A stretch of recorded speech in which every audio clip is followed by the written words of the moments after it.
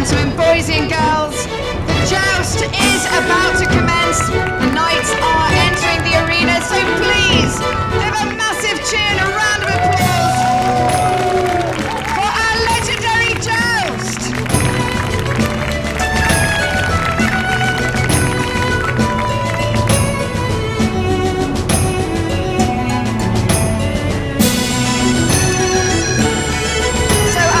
Today, ladies and gentlemen, forming part of our tournament, and the points will be added up, and at the end of the day, as the tournament draws to its conclusion, we will tell you which legend has won. So allow me to introduce you to our legendary jousters on the field this afternoon. Closest to you in the gold and the green, riding Zogo, we have the Wild Man.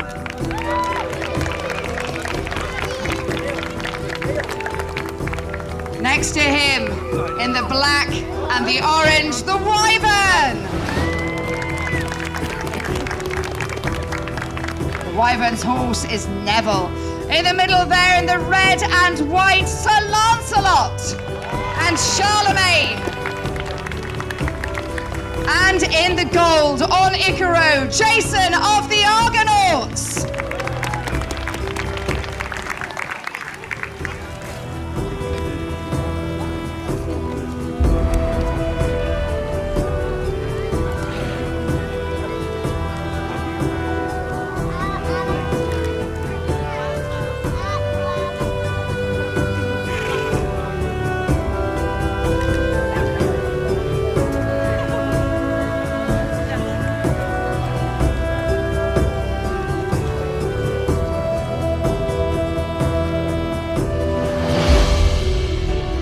Ladies and gentlemen, our riders are warming up their horses. Allow me to introduce you to the legends who they portray. Sir Lancelot du Lac in the red and white, the first knight of King Arthur's Round Table, symbolises gallantry, strength, chivalry, courage, and noble deeds. This mythical figure is the epitome of what the expectations of a knight should be. Sir Lancelot's only weakness is passion. Merlin tried to warn King Arthur against his marriage to Guinevere because she and Sir Lancelot were in love. In the gold, Jason of the Argonauts, the ship named the Argo, built by Argus, is the symbol of Jason of the Argonauts, and you can see it upon his standard and his caparison, which is the cloth that covers the horse. Jason and the Argonauts is a legend written about and painted in medieval Europe. The Greek mythical hero Jason was the leader of the Argonauts, whose quest for the Golden Fleece represented strength, bravery, wealth, adventure, and attainment. We also have the Wyvern in the black caparison, not to be compared with a dragon. The dragon has 4 feet, a wyvern has 2. The wyvern is shrewd and cunning and vicious, and is a symbol of power and strength in the battle. Now, before I continue, our knights are wheeling around one another, clashing their swords together.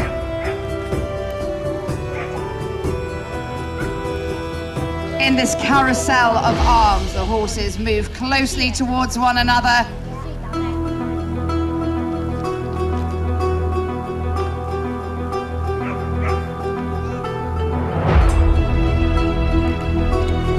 Meanwhile, let me continue to tell you about our final legend in the green and the gold, the Wild Man, a mythical English figure comparable to the satyr or faun and associated with the green man depicted in European carvings since 400 AD. Men and women used to dress up as wild men at parties, and it was a chance to take on a wild and free spirit.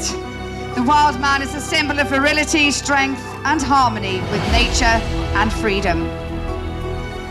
Now, the fact that our riders are representing various mythical figures today was not uncommon in the 13th century, for during the tournaments, the jousts and the melees, all of which I'll explain in just a moment, they would take on various mythical characters in their jousts. Now, the joust was only one part of a tournament, and the tournament could go on for days. In the 13th century, which is being represented here for you today, the joust was part of something called the tournament, which came from the French word tourner, which means to wheel and to whirl. And as you see our horses cantering and galloping around the field of competition shortly, you will see how the tourney got its name.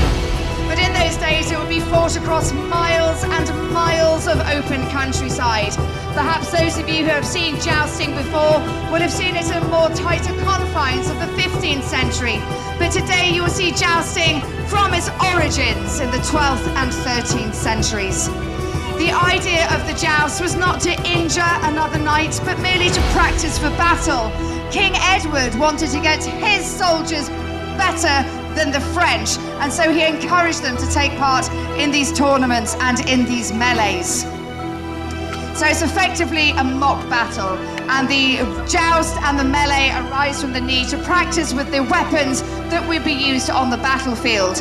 And the horses were not trained separately for tournament and warfare, they would be one and the same horses. So they need to get used to the armour, the weaponry, and working together. So the first part of our competition today will be the lance work or the joust. We have two horses riding against each other. At the back, Jason of the Argonauts against the Wild Man, and at the front, Sir Lancelot and the Wyvern. Two broken lances straight off, 1 point each. They will get 1 point each for the broken lance.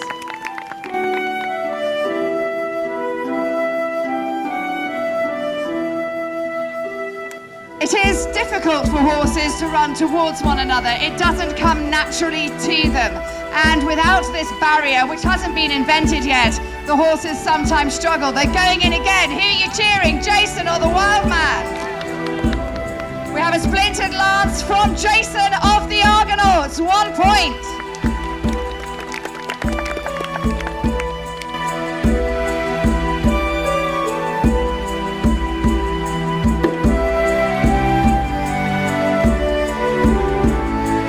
And Jason is not taking any prisoners, he's off again. Give him a cheer in the Wild Man. Now that was a touch. I don't think I'm going to award that because the lance didn't shatter. But they're going again. Cheer them on, cheer them on. Oh, can you see how hard it is? The horse is just stuck out at the last moment, and in all of that armour, completely coated in mail. Chainmail, as you may know it, covering the arms.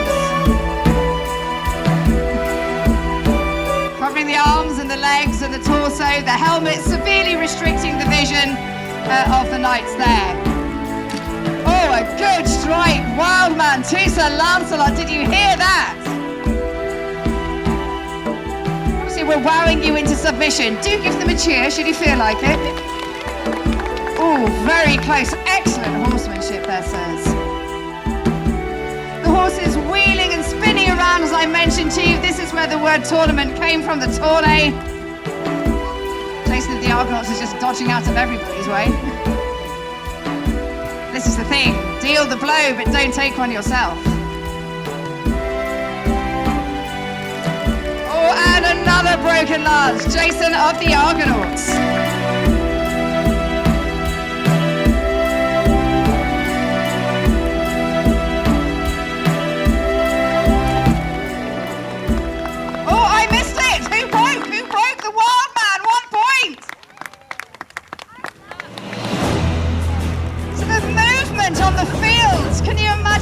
With hundreds of horses.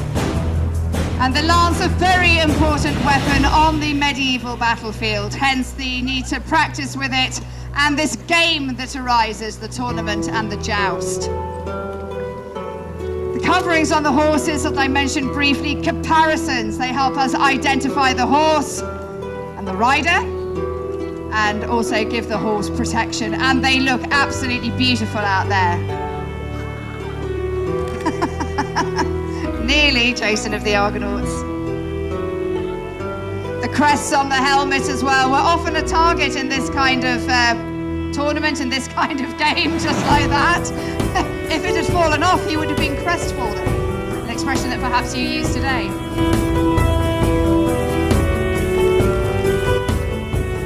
Oh, beautifully done! Sir Lancelot and the Wild Man, 1 point each.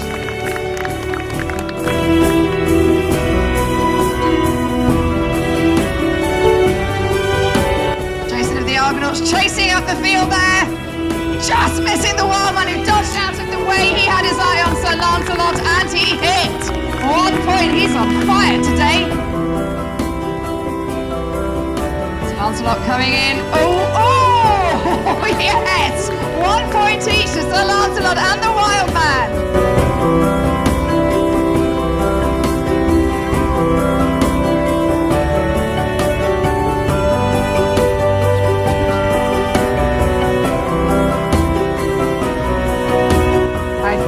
Ladies and gentlemen, a lance is being brought to Sir Lancelot. I've just realised a terrible pun. We're not going there with that.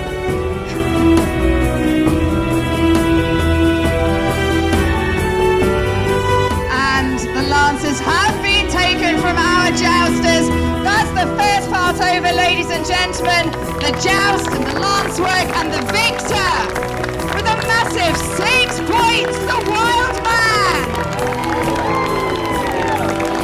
And that's a flag for the wild man, please. Thank you, my lady. What fantastic horsemanship and skill. The wind is picking up, and as you can imagine, working with a lance in this wind is incredibly difficult. So fantastic jousting. The next part of our competition will be the melee, the sword on sword, effectively a mock battle.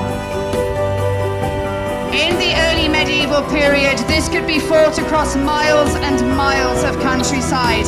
There were little areas known as resets where a knight could take time away from everybody else and have a bit of a break. And the idea was to try and take other knights ransom, not as prisoners, not to injure them, but to take them ransom and hopefully get some money for yourself in selling them back to their own households.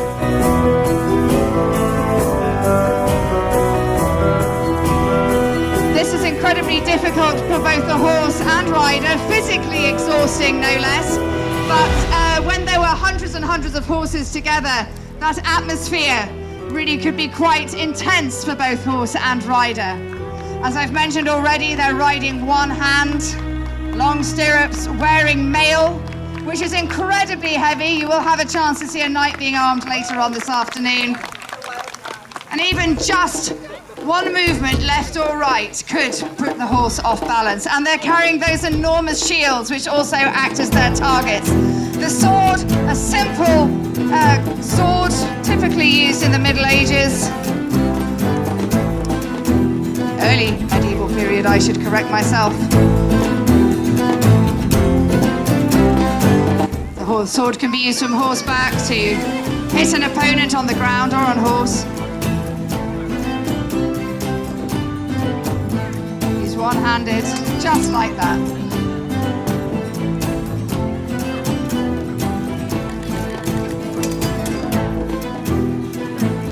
Sometimes known as the ironworks because of the sound of the sword on sword.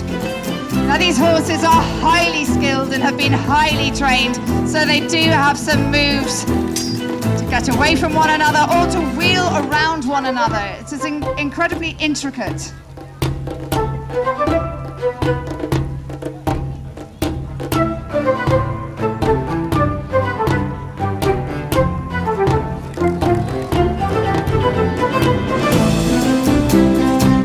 Wild Man and Jason of the Argonauts ably demonstrating the melee, showing you what will happen, and Lancelot is coming in as well. So how about you cheer on your favourite knight? Is it Sir Lancelot? Is it the Wild Man? Or Jason of the Argonauts?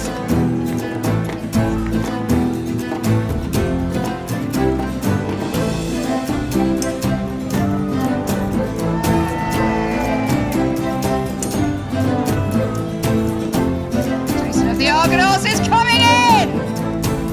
So let us start the melee proper!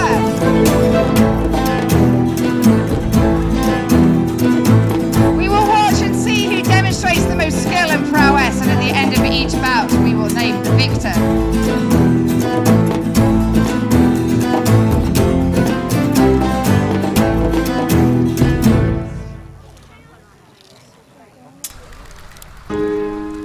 Horses wheeling and whirling around one another.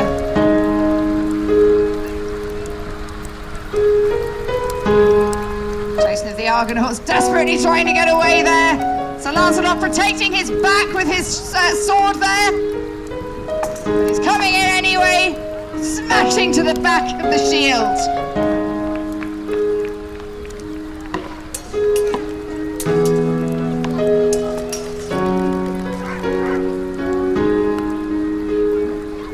Gentlemen, time! Hold your horses!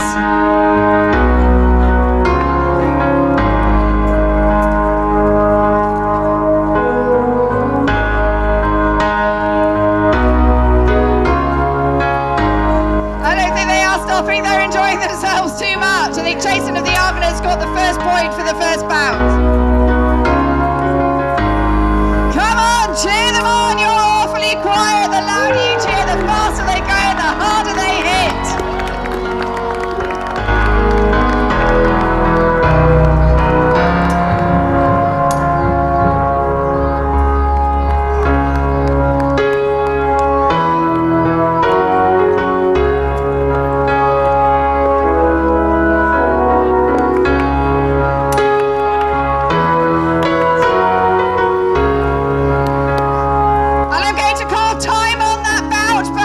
Take a breather, gentlemen. Time on that bout. Who should win it, though?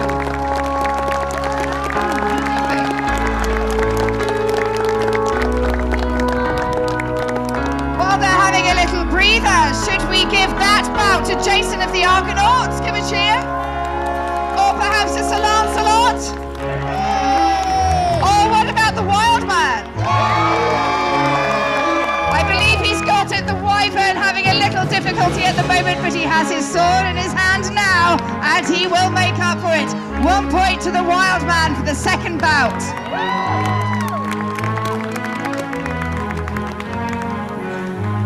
We're just giving the horses time to catch their breath and to settle. Men are wheeling around one another. Let the melee begin, allez!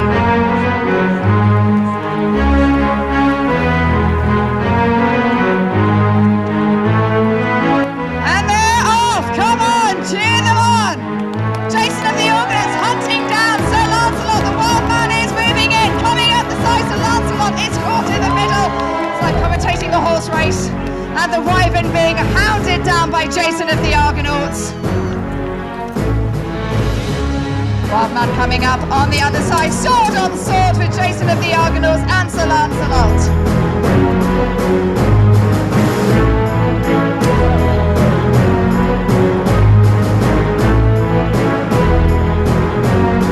Sir Lancelot looks like he's being hounded down by everybody. Coming in with a very offensive move there towards the Wild Man, a good strike.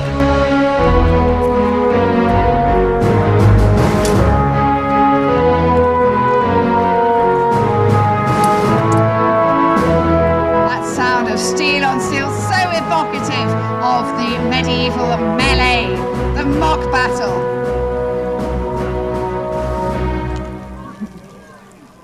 I think, gentlemen, you have preempted me, but hold your horses.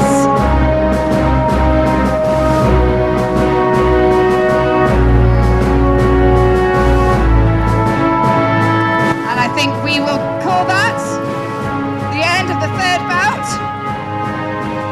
And the victor, who shall it be? Jason of the Argonauts? Wild Man? Wyvern? Or Sir Lancelot? Oh, I think the Wild Man got that one as well. A point for him for the melee, making him the victor of the melee as well. Close second though with Jason of the Argonauts. Now, ladies and gentlemen, we hope that this spectacle has brought to life for you the thrills and the spills of the early medieval joust and tournament. However, every tournament and every aspect of it must have a victor. So, please, after 3, shout out who you want to win and to have the final flag awarded for this part of the joust. After 3, 1, 2, 3. I can just hear Wild Man quite a lot. Let's give it to the Wild Man and Sogo. And in second place it is Jason of the Argonauts and Icaro. Let's have a massive cheer please for Sir Lancelot and Charlemagne, stealing your hearts, and the Wyvern and Neville. Ladies and gentlemen, a huge round of applause for our foot squires. Thank you, gentlemen, and thank you to you for watching our legendary joust here at Belsay Hall today.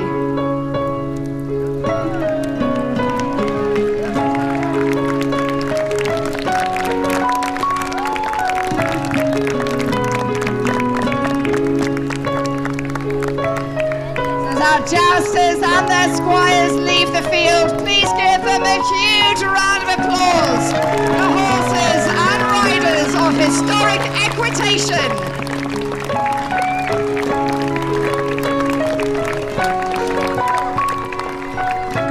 What a spectacle, ladies and gentlemen, and they will have another opportunity to hit one another with their swords and lances and show you their fantastic horsemanship in our second joust at 3:45.